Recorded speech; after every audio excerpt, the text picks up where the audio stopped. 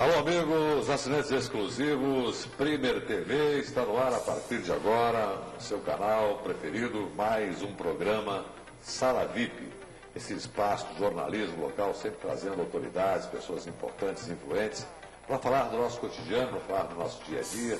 Hoje estamos começando mais uma semana neste inverno brasileiro.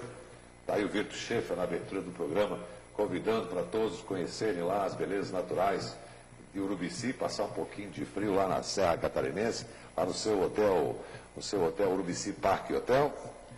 E nós estamos aqui hoje pela primeira vez conversando com o novo presidente, que eu acho que é novo, porque a gente nunca teve a oportunidade de entrevistá-lo ainda, o Antônio Carlos de Souza, administrador do município de Videira, veio exclusivamente aqui para dar essa entrevista para a gente aqui em Florianópolis, aqui em São José, aqui na região, para falar sobre a sua presidência à frente do Conselho Regional de Administração de Santa Catarina. Antônio Carlos de Souza, uma honra muito grande tê-lo aqui. Obrigado por ter vindo aqui no estúdio do nosso Sala VIP.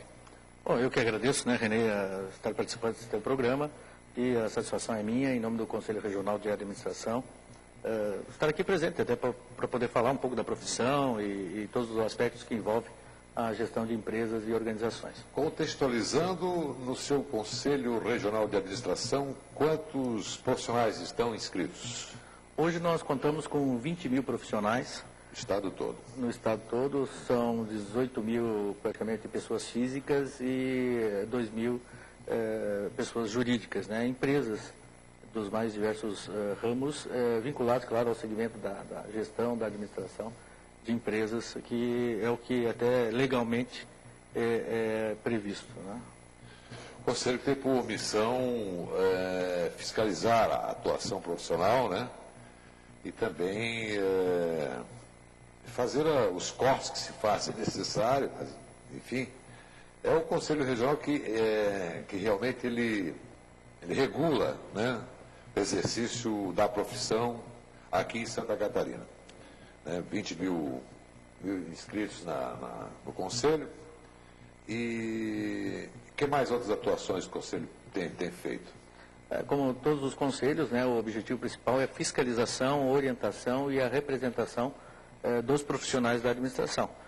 Lembrando bem que não basta apenas você ter se formado como bacharel de administração ou como um tecnólogo. É importante você ter o registro profissional. Então, assim como outros conselhos, OAB, Conselho Regional de Contabilidade, o CREA, a nossa missão é essa, representatividade. A fiscalização vem, claro, no bojo do contexto legal, mas principalmente uma ação assim preventiva até junto a empresas, para que contratem e valorizem profissionais formados em administração para ocuparem cargos e funções da profissão de administrador, nas áreas de finanças, compras, comercialização, gestão da empresa, alguns colocam como desenvolvimento humano ou departamento pessoal, ou gestão de pessoas, são as áreas de prerrogativa da profissão de administrador. Então, como falei, não basta apenas você ser formado em administração, né? Ter o diploma de administrador ou de tecnólogo. Mas diferente da OAB, né, presidente? Não precisa fazer o exame de suficiência, né? Realmente esse é um diferencial que tem, mas nós temos já discutido em nossas assembleias sobre um exame que já vai sair de proficiência para certificar profissionais, não obrigatoriamente, claro, né, Renê? Proficiência, proficiência na questão de gestão de pessoas. Então é algo mais que está surgindo e, claro, como um aspecto assim embrionário até, vai ser feito em São Paulo, no estado de São Paulo inicialmente, e depois vai ser de alguma forma socializado para o resto do Brasil. É um ponto importante, assim como também todas as pessoas que se formam em direito, que nós colocamos, nem todas pretendem advogar, né? Algumas não fazem o registro, não fazem o exame também, né? Até porque entendem como uma segunda faculdade ou vão exercer funções diversas da do direito, é mais algo de sonho pessoal de ter um conhecimento a mais. Mas a gente não pode dizer que 100% também faz o registro, né? Em administração, nós temos crescido, né? Em torno de 12% são os registrados que nós temos, assim, entre formados e registrados administradores no estado de Santa Catarina. 12% ao ano? Ao ano. É um número que nós entendemos que é elevado comparativamente a outros estados, mas é baixo comparativamente a outras profissões que têm próximo a 100%. Seriam 2.400 por ano? Mais ou menos esse número, né? 2.400 a 3.000 mais ou menos por ano. Todo ano registrado. Quantas universidades tem no estado formando administradores por ano? Administradores são 57, se não me engano, cursos de administração no estado, né? No Brasil representa 23% dos 5 milhões de alunos que tem no ensino superior. Hoje são 1.108.000 são administradores. São 370 faculdades no Brasil. Santa Catarina tem um número expressivo de cursos de administração. Então, é a profissão que mais cresce, é a segunda profissão para quem, melhor curso, para quem já fez um curso superior, não fica com a segunda opção para algumas carreiras, e representa também uma fatia significativa da quantitativa do número de acadêmicos nas instituições de ensino superior hoje do Brasil, né? Como eu falei, 23% são... O maior número está concentrado aqui na região da Grande Florianópolis? É verdade, até porque nós temos aqui no entorno 85 instituições de ensino, e dessas praticamente, como eu falei, 50 e poucos oferecem curso de administração nos seus, para a população, né? Então, E por que foram buscar o presidente do conselho lá em Videira? Na verdade, eu tenho um histórico já no curso no Conselho de Administração, até porque já fui coordenador de curso de administração, professor também de universidade, consultor de empresas. E eu acredito que... Se destaca nesse universo de 20 mil aí? Tento pelo fato de ser professor... nós temos 3.000 professores desses 20 mil registrados no Conselho. E até deveria ser um ato até de consciência, né? O cidadão vai ministrar aula de administração, ele deveria ter uma vinculação com a profissão, né? E ter esse apreço. E, de alguma forma, eu já participei de outras gestões do Conselho, já fui delegado do Conselho Regional de Administração há 20 anos, mais ou menos, né? Não vou falar muito de idade aqui, né, Renê? Mas, e aí acabei sendo convidado pelo nosso ex-presidente, o Sebastião Nunes, que é realmente uma pessoa que eu acho que o Estado deve muito para ele, a profissão deve muito para ele, em termos de gestão do Conselho, e por a questão de ele ter ido para conselheiro federal, eu acabei sendo indicado para assumir, daí como conselheiro do Estado, assumir a presidência, e acabei sendo eleito, né, pelos meus pares. Eu gosto de pegar assim na entrevista uma frase dita assim pelo convidado, para nós destrincharmos filosoficamente essa frase. Por exemplo, você falou agora aqui, presidente, que o Estado deve muito ao ex-presidente pelo trabalho que ele executou à frente do Conselho. Por que o Conselho Regional de Administração é importante para o Estado? Para as pessoas, Estado, que eu digo, são as pessoas que estão nos assistindo agora aqui. O Estado como os assinantes. Claro. Se não fossem os assinantes, não teriam Estado, exatamente. O Estado existe porque as pessoas que estão nos assistindo formam esse Estado. Por que é importante?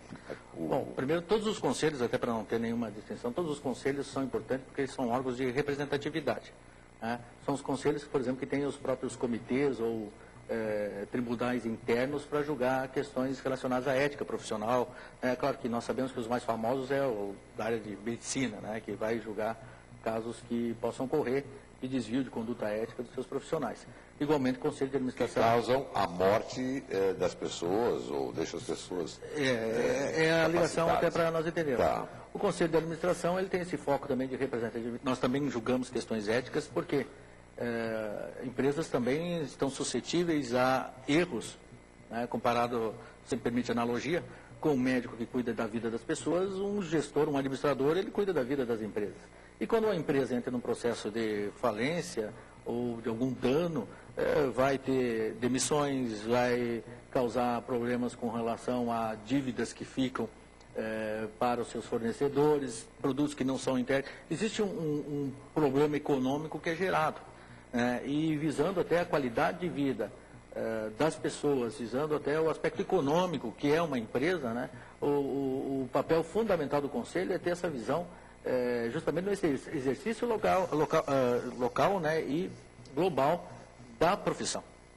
Então, a nossa preocupação é nesse sentido. pode não aparecer tanto, como alguns casos que a gente vê em outras áreas, né? Até outros conselhos, mas tem esse papel fundamental, porque é uma questão que é vivida pelo mundo todo. Tudo que é país realmente que almeja ter um destaque econômico, social, em termos de mundo, em termos da economia mundial, ele tem administradores lá. Pesquisas, por exemplo, apontam que 85% das empresas que são líderes do mercado, isso fonte de pesquisas de empresas americanas, institutos de pesquisa americanos para com o mundo, 85% dessas empresas têm administradores no comando e que têm essa responsabilidade social.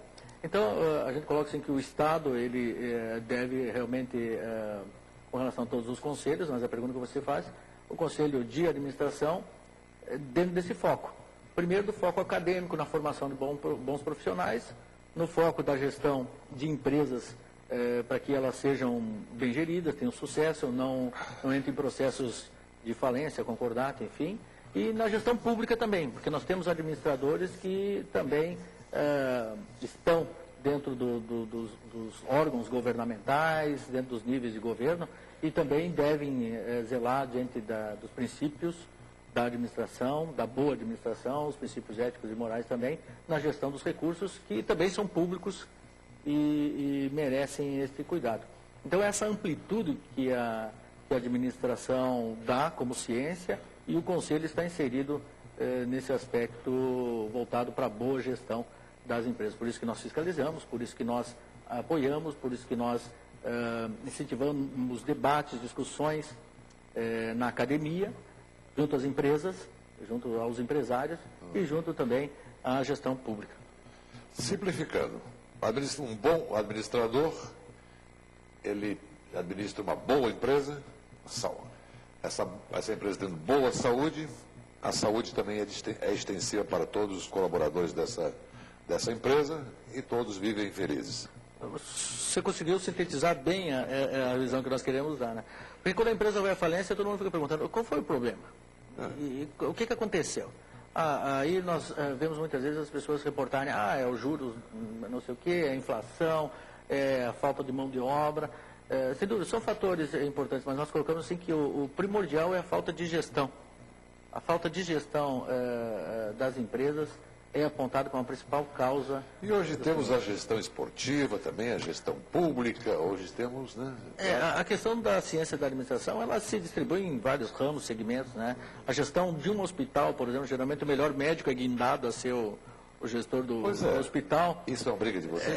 Na verdade, nós temos fiscalização, os hospitais, eles são, até pelo aspecto legal, obrigados a indicar o administrador responsável, assim como as empresas de formatura, assim como as empresas de turismo deveriam ter profissionais, empresas de consultoria, assessoria, para que, tendo o administrador responsável, né, ela possa ser de alguma forma bem gerenciada, nutrida, enfim. É um princípio muito antigo, já tem mais de 100 anos, né, que geralmente colocava o melhor ferramenteiro como o chefe da oficina. E não é isso, por ser o melhor técnico hoje, não deveria assumir a postura de melhor gerente. Então, dentro dessa colocação, nós queremos colocar que a gestão da empresa ela tem que buscar o melhor nas pessoas mesmo e termos aí gestores devidamente profissionalizados, formados e registrados, cuidando das empresas.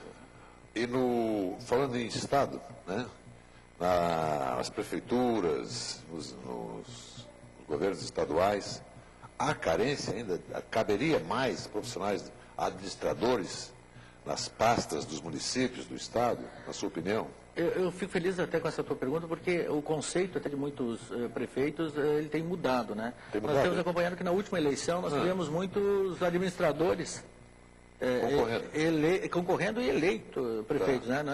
Dois crescimentos que nós tivemos, o número de mulheres candidatas a carga desde o legislativo até o executivo, né? Mulheres porque são boas administradoras natas, né? Aquela questão, né? Boas observadoras e boas administradoras têm esse tino. Eu sempre coloco assim para os meus alunos que eles não devem buscar fazer qualquer transformação física para se igualar às mulheres, né? Mas tem que ter o cuidado das empresas, como é um cuidado mais de mãe, né? Mais dona de casa. E dar o devido corretivo no momento certo também, não é uma coisa tão cândida assim, né? Então, mais amorosa, né? Mas essa é a ideia. Então nós temos muitos prefeitos que se tornaram administradores, se formaram em administração e se tornaram prefeitos, melhor dizendo, Perfeito. e alguns que tiveram a consciência de contratar o seu secretário de administração, administrador também. Nós temos alguns municípios que têm, né? Na região oeste, se não me engano, Capinzal, inclusive colega nosso, o secretário de administração é administrador.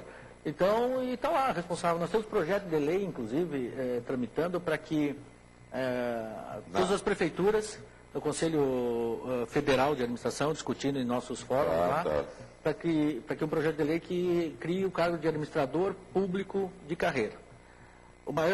Tem a Procuradoria do município, né? Como tem a Controladoria, que é uma questão de lei, né? Tem que ter uma Controladoria para gerenciar os custos das prefeituras. Perfeitamente.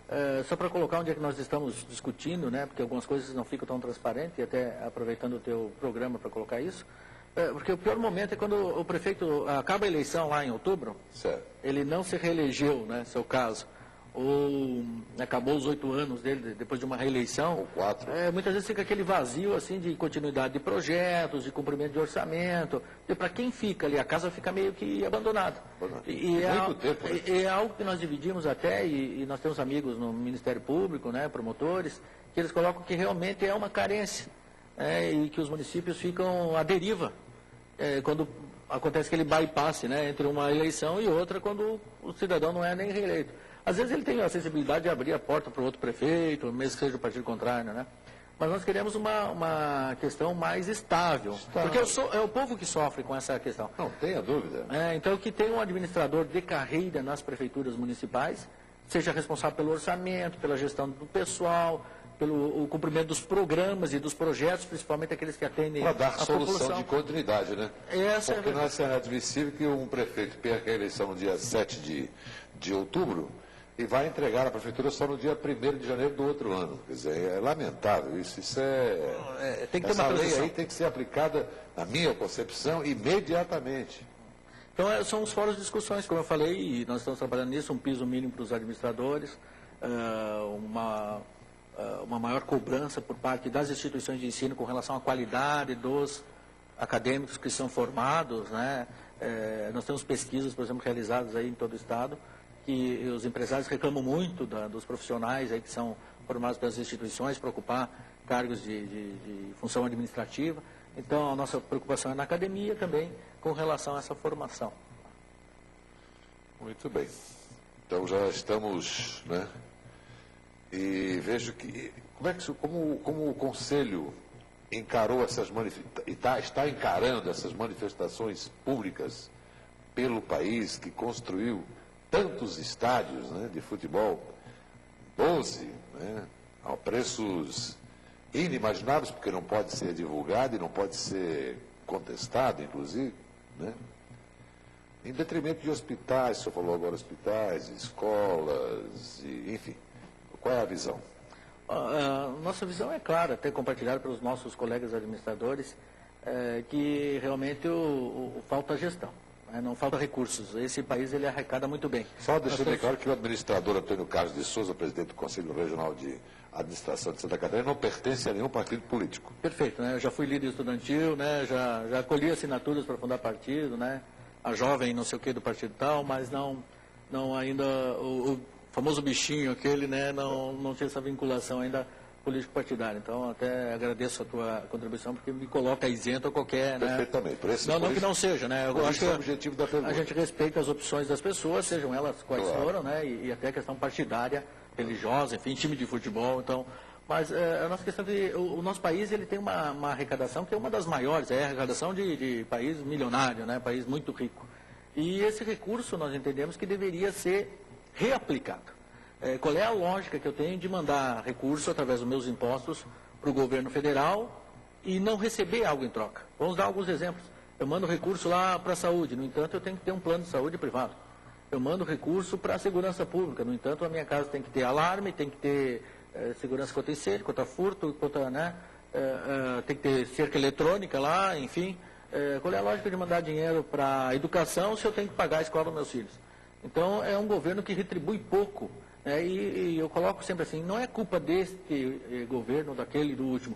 é um conjunto que é histórico nesse país. É histórico e tem se agravado, e a pecha sempre fica para o último que entra e que prometeu resolver e não resolveu, né? Então eu coloco isso que a culpa somos de todos nós. Então, eu acredito que essas manifestações, elas são interessantes porque elas não têm um vínculo político partidário, né, que geralmente nasceram, como nasceu a questão das diretas já, que até tinha partido incentivando, a renúncia do Collor, ela teve algo de novo. É a característica nova de não ter uma liderança objetiva, né, institucional, ou desse ou daquele partido, né, que são instituições também, mas um anseio popular. Eu acho que foi uma gota d'água a questão dos estádios. É importante, vai ser importante a Copa do Mundo, mas seria importante como um momento de você dotar o país de uma infraestrutura, por exemplo, de mobilidade, transportes, né, alternativos, né, ferroviário, enfim. O país se tornou um grande país cheio de rodovias apenas. E se você fizer uma análise, né, o que vai numa manta asfáltica? Petróleo. Os pneus do teu carro, petróleo, combustível. E quem é que é o grande sócio da empresa petrolífera do país, né? O próprio governo é sócio da Petrobras. Então, aí você começa a questionar esses fatores. E não se buscou alternativas em malha ferroviária, aeroportos. Então, essa questão de infraestrutura, insatisfação com a saúde também, e não dotar hospitais. Comparativamente com o Canadá, por exemplo, estou falando de saúde, nós temos 4 médicos por 1 canadense. Nós temos o dobro de universidades que os Estados Unidos, de cursos de medicina, melhor dizendo. E como é que não tem médico? Médico tem. Buscar fora, inclusive, agora. Que eu acho um absurdo também. Então, dinheiro tem, recurso tem, falta gestão desses recursos.